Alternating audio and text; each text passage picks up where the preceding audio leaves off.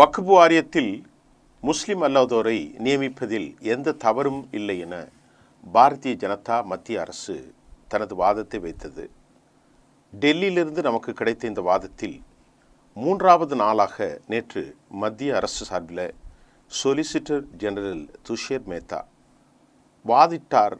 வக்ஃப் வாரியத்தில் பல பழங்குடி மக்களின் நிலங்கள் அபகரிக்கப்பட்டுள்ளதாகவும் இது இந்திய அரசியலமைப்புக்கு எதிரானது என்றும் அவர் வைத்தார்.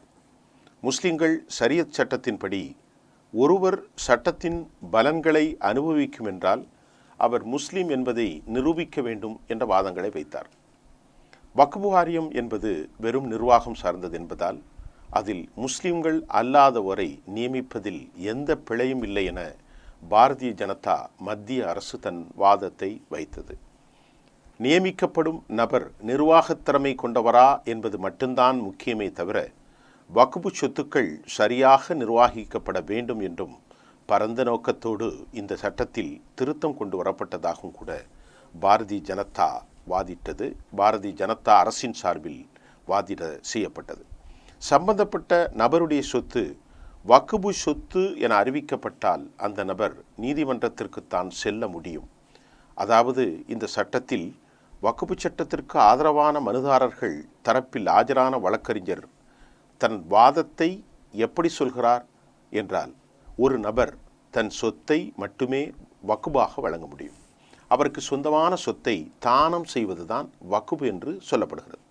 அப்படி இருக்கும்போது இந்த வாரியத்திற்கு தானாக முன்வந்து சொந்தமான சொத்து என அறிவிக்க எந்த அதிகாரமும் கிடையாது. இவர்கள் கொண்டு வந்த திருத்தத்தின் அடிப்படையில் சம்பந்தப்பட்ட நபருடைய சொத்து வக்ஃப் சொத்து என அறிவிக்கப்பட்டால் அந்த நபர் நீதிமன்றத்திற்குத்தான் செல்ல வேண்டும். பெரும்பாலான நேரங்களில் ஒருவரது சொத்து வக்ஃப் சொத்து என அறிவிக்கப்பட்டால் இந்த விடயம் அந்த நபருக்கு பல ஆண்டுகளாகவே தெரியாமல் போய்விடும்.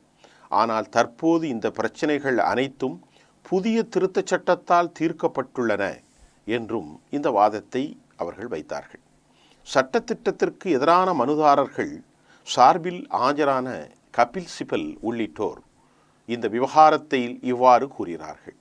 இந்த விவகாரத்தை 9 நீதிபதிகளின் கொண்ட அரசியல் சாசன அமர்வுக்கு மாற்றி விடை காண்பதற்கு பின்புதான் தற்போது விதிக்கப்பட்டுள்ள இடைக்கால தடையை நீக்க வேண்டும் என்றும், வக்ஃப் என்பது இறைவனுக்காக கொடுக்கப்படும் காணிக்கை என்றும், ஒரு முறை கொடுத்துவிட்டால் அதை திரும்ப பெற முடியாது என்றும், முஸ்லிம் மதத்தின் அடிப்படை தூண்களில் ஒன்றான ஈகையின் வடிவம்தான் வக்ஃப் என்றும், ஆனால் அதை முஸ்லிம்களின் கட்டாய மத வழிபாடு முறை இல்லை என மத்திய அரசு கூறுவதை ஏற்க முடியாது என்றும், மத்திய அரசு சட்டம் கொண்டு வருவதை ஏற்க முடியாது, இது பண்டமெண்டல் முஸ்லீம் இஸ்லாம் நம்பிக்கைகளுக்கு விரோதமானது என கபில் சிபல் வாதாடினார்.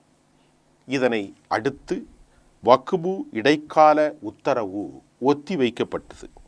மத்திய அரசு கொண்டு வந்துள்ள வக்ஃப் திருத்தச் சட்டத்தின் அரசமைப்பு செல்லத்தக்க தன்மை எதிர்த்து தொடரப்பட்ட மனுக்கள் மீதான இடைக்கால உத்தரவை ஒத்திவைப்பதாக நேற்று வியாழக்கிழமை உச்ச நீதிமன்றம் அறிவித்தது.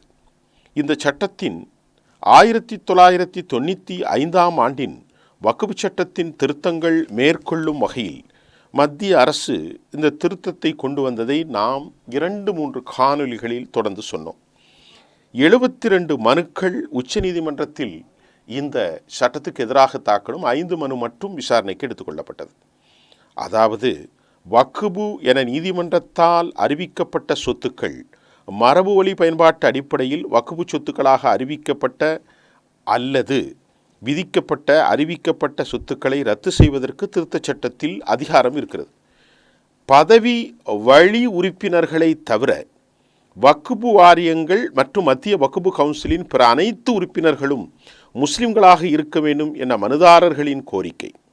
வக்ஃப் சொத்து அரசு நிலமா என்பதை உறுதிப்படுத்த மாவட்ட ஆட்சியாளர்கள், அதாவது மாவட்ட கலெக்டர்கள் மட்டும்தான் அதற்கு தீர்ப்பு வழங்குவார்கள். இதெல்லாம் புதிய சட்டத்தில் உள்ள விதி.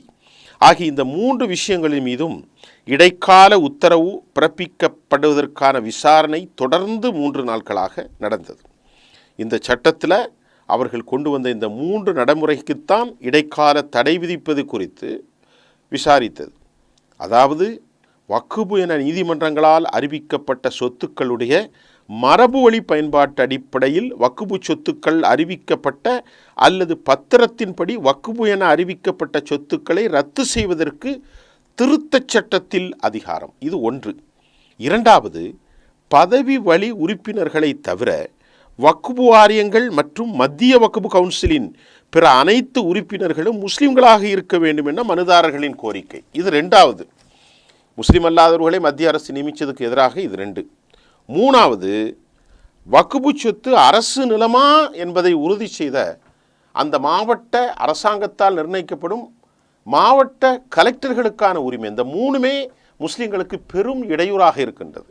ஆக இந்த மூன்றுக்கும் இடைக்கால தடை என்பதுதான் இந்த வழக்கு. திருத்தச் சட்டத்திற்கு ஆதரவாக மத்திய அரசு தரப்பில் வாதம் வைக்கப்பட்டது.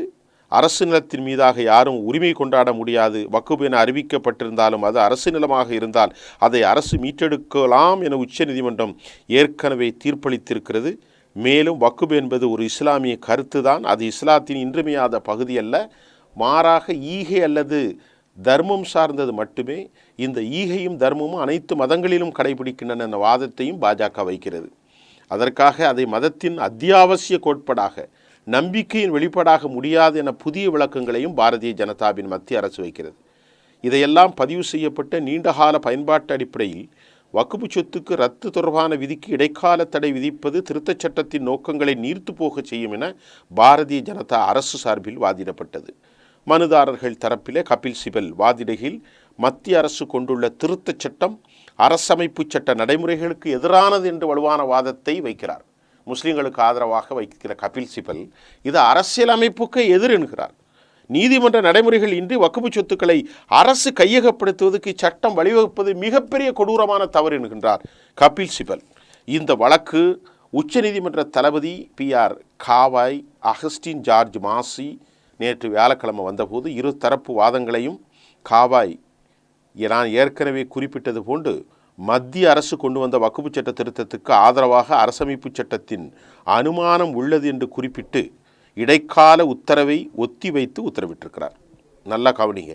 முன்னதாக இந்த வழக்கு 20ஆம் தேதி விசாரணைக்கு வந்தபோது இதே கருத்தை தெரிவித்த தலைமை நீதிபதி திருத்தச் சட்ட விவகாரத்தில் இடைக்கால நிவாரணம் பெற மனுதாரர்கள் தரப்பில் வலுவான வாதத்தை முன்வைக்க வேண்டும் என்று குறிப்பிட்டிருந்தார்.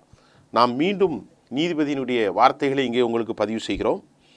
இறுதியாக இந்த வாதங்களை கேட்ட தலைமை நீதிபதி PR காவாய் நான் இவ்வாறு கூறினார்.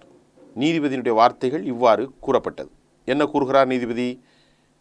நான் ஏற்கனவே குறிப்பிட்டது போன்று மத்திய அரசு கொண்டு வந்த வக்ஃபு திருத்த சட்டத்துக்கு ஆதரவாக அரசியல் அமைப்பு சட்டத்தில் அனுமானம் உள்ளது என்று குறிப்பிட்டு இடைக்கால உத்தரவை ஒத்திவைத்து உத்தரவிட்டார். முன்னதாக இந்த வழக்கு கடந்த 20ஆம் தேதி விசாரணைக்கு வந்தபோது 3 நாட்களுக்கு முன்பு இதே கருத்து தெரிவித்த தலைமை நீதிபதி திருத்தச் சட்ட விவகாரத்தில் இடைக்கால நிவாரணம் பெற மனுதாரர்கள் தரப்பில் வலுவான வாதத்தை முன்வைக்க வேண்டும் என்றும் PR காவாய் கூறியிருக்கிறார். அதனால் இது ஒரு நீதிமன்றத்தினுடைய ஃபைனல் வெர்டிக்ட் எப்படி இருக்கும் என்பது அனுமானிக்க முடியாது. சட்ட வல்லுநர்கள் ராஜீவ் தவான், மனுசிங் சிங், அதாவது மிக முக்கியமாக சிங்வி, கபில் சிபல் போன்றவர்கள் அரசுக்கு எதிரான வாதங்களை வைத்திருக்கிறார்கள். அதே போன்று அரசின் சார்பிலும் சொலிசிட்டர் ஜெனரல் தனது கருத்தை வைத்திருக்கிறார். ஆகவே வக்ஃபு சட்டம் பிழைக்குமா? முஸ்லிம்களுக்கு இடைக்கால நிவாரணத்தின் மூலமல்லாமல் இவற்றில் பல திருத்தங்களை கொண்டு வருமா? நாட்டில் நீதி யார் பக்கம் இருக்கிறது? பொறுத்திருந்து பார்ப்போம். நன்றி.